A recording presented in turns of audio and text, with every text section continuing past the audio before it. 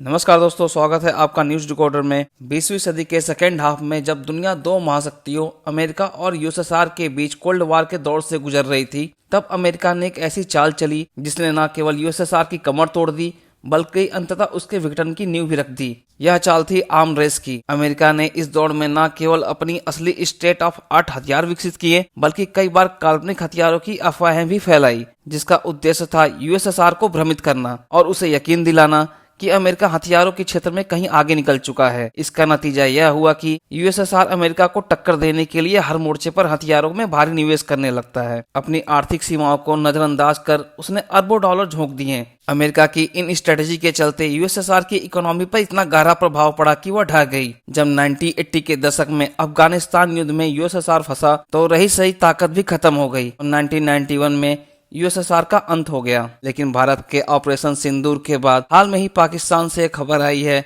कि वह अपने रक्षा बजट में करीबन 18% की वृद्धि करने का फैसला कर रहा है, जो कि पिछले 2 साल के पाकिस्तान के रक्षा खर्च के करीब 35% की वृद्धि होगी। पहले से ही आर्थिक रूप से चरमराए देश के लिए यह निर्णय आत्मघाती सिद्ध हो सकता है। मौजूदा रिपोर्ट के अनुसार पाकिस्तान का सैन्य बजट लगभग 14 अरब डॉलर तक पहुंच गया है, जो कि उसके कुल फॉरेक्स रिजर्व से भी अधिक है। यह बजट पाकिस्तान अपनी सेना को मजबूत करने के लिए घोषित कर रहा है, लेकिन सच्चाई यह है कि इस बढ़े हुए बजट का एक बड़ा हिस्सा चीनी हथियारों की खरीद पर होगा और चीनी हथियारों की विश्वसनीयता पर पहले ही सवाल उठते रहे हैं। पाकिस्तान पहले से ही चीन से HQ-9 air defence system, drone, मिसाइलें खरीद चुका है और अब फिर से ऐसे सौदों की तैयारी में है। इन हथियारों की क्वालिटी सस्पिशियस है और कई बार देखा गया है कि ये अपनी सेना के लिए ही खतरनाक साबित होते हैं। ऐसे में पाकिस्तान अगर अपनी सेना को चीनी हथियारों से लैस करता है, वह अपनी सुरक्षा मजबूत करने के बजाय उसे और अधिक कमजोर बना लेगा। पाकिस्तान की करंट फाइनेंशियल कंडीशन बेहद नाजुक है। उसके पास कुल फॉरेक्स रिजर्व लगभग 13 अरब डॉलर है, जिसमें से अधिकांश हिस्सा सऊदी अरब, UAE और अमेरिका जैसे देशों की है।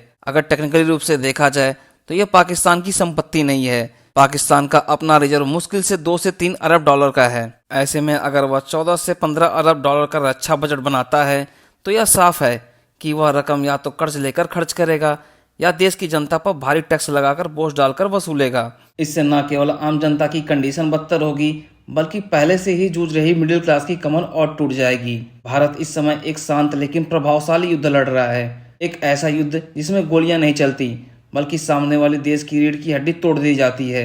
भारत की सैन्य गतिविधियां जैसे कि ऑपरेशन सिंदूर या सीमाओं पर आक्रामक रणनीतियां पाकिस्तान को यह महसूस कराती हैं कि भारत हर मोर्चे पर उससे आगे निकल चुका है।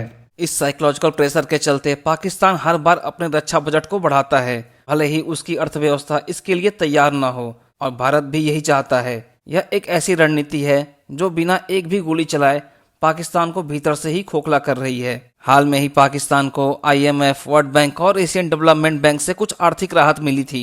ये मदद ज्यादातर अमेरिका और चीन के प्रभाव की वजह से मिली।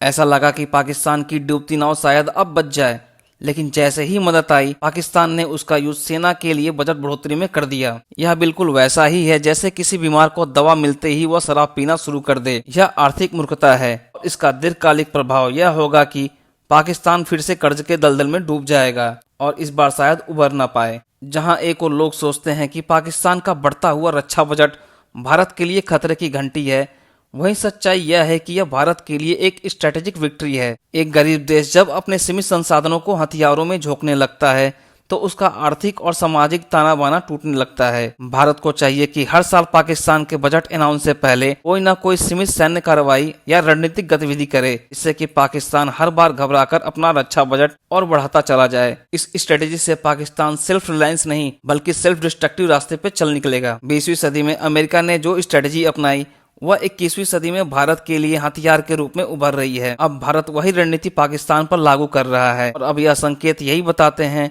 कि यह स्ट्रेटेजी काम कर रही है। पाकिस्तान को यह समझना होगा कि देश हथियारों से नहीं बल्कि इकोनॉमी से मजबूत होता है, लेकिन जब तक वह यह समझ पाएगा तब तक शायद बहुत देर हो चुकी होगी। हालांकि भारत की इस स्ट्रेटेजी पर आपका क्या मानना है, कमेंट करके हमें बताएं।